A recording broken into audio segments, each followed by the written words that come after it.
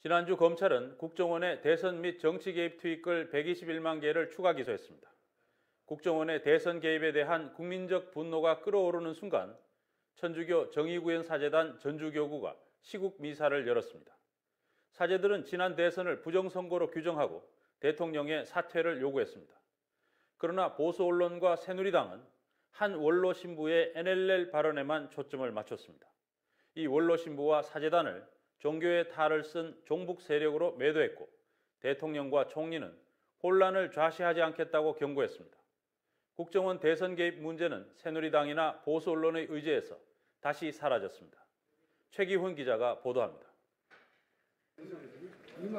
지난 22일 저녁 군산의 한 작은 성당, 천주교 정의구현 사제단 전주교구가 대통령 사퇴를 요구하는 시국 미사를 열었습니다.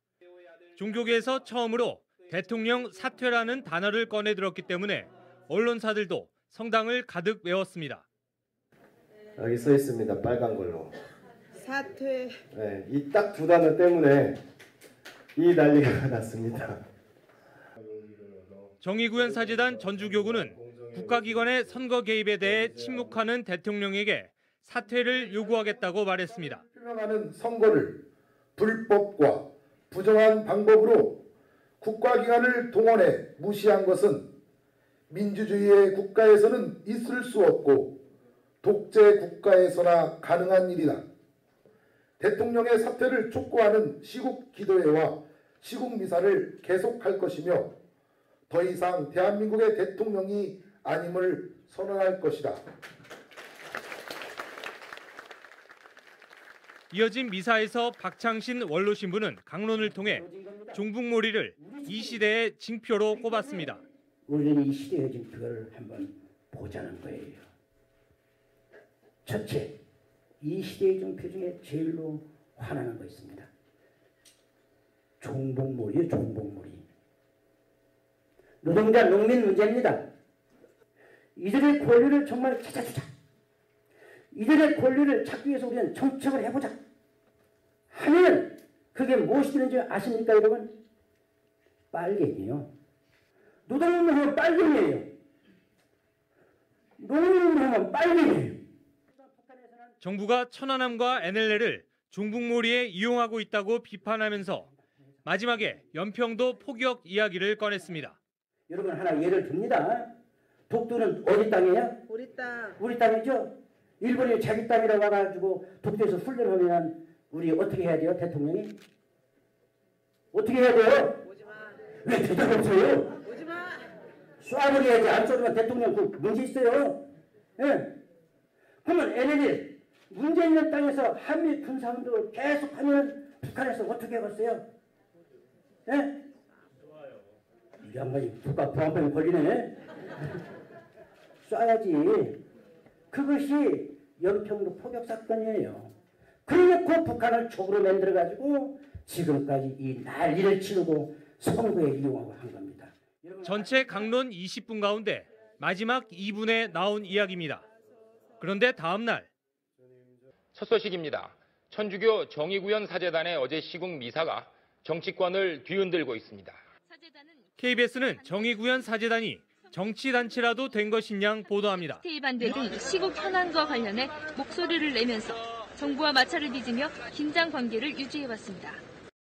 입을 맞춘 듯 새누리당이 거들기 시작합니다. 종북을 종북이라고 말하지도 말라는 그분들이야말로 도대체 어느 나라 국민인지 되묻고 싶습니다. 종북 세력과 똑같은 정치적 편향성으로 갈등 조장, 국론 분열에 앞장서고 있어 놀람과 안타까움을 금할 수가 없습니다. 천안함 정부 발표에 의의를 제기했기 때문에 종북이라는 말도 나옵니다. 천안함 폭침도 북한의 소행이 아니라고 북한 편을 들고 있으니 종북이 아니면 누가 이런 말을 하겠습니까? 청와대 홍보수석은 조국이 어디냐고 물었고 종교의 탈을 쓴 종북 세력, 혁명 전사라는 말도 나왔습니다. 신부라고 인정할 수가 없습니다. 사제복을 입은 그냥 이건 혁명 전사나 마찬가지입니다. 급기야 한나라의 국무총리와 참으로 경악스럽고 있을 수 없는 일입니다. 국가를 부정하는 행위라고 보기 때문에 대통령까지 나섭니다. 앞으로 저와 정부는 국민들의 신뢰를 저하시키고 분열을 야기하는 이런 일들은 용납하거나 묵과하지 않을 것입니다. 극우 보수단체가 박신부를 고발하자 검찰은 바로 수사에 착수하고 이 소식은 다시 지상파 첫 뉴스를 장식합니다. 천주교 정의구현 사재단 박창신 신부 시국미사 발언의 파문이 가라앉지 않고 있습니다. 우리 헌법에 정교 분리가 명시돼 있다는 26일자 데스크 분석을 보면 사재단이 정당이라도 만들어서 문제가 된 것 같은 착각을 불러일으키게 만듭니다. 또 20조에서 종교와 정치의 분리를 명문화하고 있습니다. 모든 보수 언론과 정권, 심지어 청와대까지 나서서 벌떼같이 쏘아대고 밀어붙이고 있습니다. 이것이 과연 건전한 이성이 살아있는 사회인지 의심하지 않을 수 없습니다. 이에 대해 자유민주주의 정체성 회복을 주장해온 대한민국소 천주교인 모임은 MBC가 톱뉴스에서 다뤘던 한 보수단체의 대표 서석구 변호사는 우리 군도 공식 부인한 북한군의 5.18 개입설을 주장하는가 하면 북한 특수부대가 강주 시민을 사살하여 남남 갈등을 조장한 것이라는 구체적인 저희 설명도 누락된 것도 아쉽습니다. 어버이연합 집회 등에서 종북 척결을 주장했던 인사입니다. 박신부의 조국이 어디냐고 물었던 이정현 홍보수석은 광주 학살의 책임자 전두환이 만든 민정당에 1984년 입당했고 종교의 탈을 쓴 종북 세력 운운한 윤상현 새누리당 원내 수석부대표는 신앙의 뒤에 숨어 친북, 반미 이념을 가지고 또 종교 제대 뒤에 숨어서 반정부, 반체제 활동을 벌이고 있습니다. 역할을 마다하지 않았다. 86년 청와대에서 결혼식을 올린 전두환의 사위였습니다. 카메라는 사적 행사를 촬영해야 했다.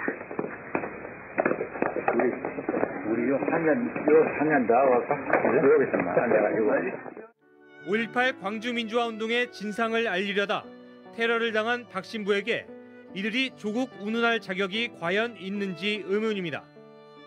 특히 군사정권 시절 땡박, 땡전 뉴스의 충실한 전달자였던 지상파 뉴스는 방송 장악과 국기 문란 사건은 눈 감은 듯한 멘트에서 과거로의 회귀를 보여줍니다. 하지만 언로가 보장돼 있고 민주적 절차가 지켜지고 있는 상황에서 종교를 등에 업고 외치는 정치 구호는 분란과 갈등을 불러오고 있습니다. 지상파 방송과 보수단체, 새누리당이 함께 벌인 종북몰이는 검찰이 국정원의 대선 개입 투입글 121만 건을 확보했다고 밝힌 바로 다음 날부터 일사천리로 진행됐습니다. 특검을 수용할 수 없다는 여권의 입장도 감사원장 임명한 기습 처리도 이 와중에 나왔습니다. 국정원 대선 개입 이슈도 묻혀버렸습니다. 하지만 이런 식의 종북몰이와 여론조작은 근본적인 해결책이 될 수도 없습니다. 천주교와 불교, 기독교의 잇따른 시국선언도 현 정권의 원인 제공이 없었으면 일어나지 않았을 일들입니다. 그다음에 이제 브라질 세계 청소년 대회 때 가셔서는 주교님들, 우리 사제들에게 그러신 거예요. 야, 성당에서 나와라. 사제관에서 나와라. 고통받는 사람들이 현장으로 가라. 권리를 빼앗긴 사람들이 현장으로 가라. 그들과 손잡고 우리들 사제에 흥물이 튀기더라도 그 현장으로 가라. 이렇게 말씀하신 거예요. 대단한 그 말씀 늘 우리가 마음에 되새길 필요가 있습니다. 뉴스타파 최기훈입니다.